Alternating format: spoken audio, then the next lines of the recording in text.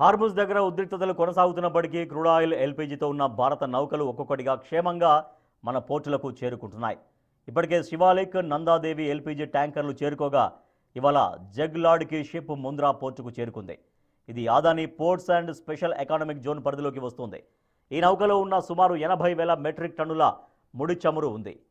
నిజానికి ఈ ship పుజైరా oil టెర్మినల్లో loading జరుగుతుండగా జరిగిన దాడి నుంచి సురక్షితంగా తప్పించుకుంది.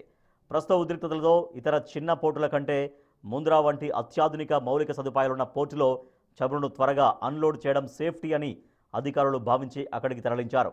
అదే సమయంలో వేగంగా రిఫైనరీ చేయాల్సి ఉంది.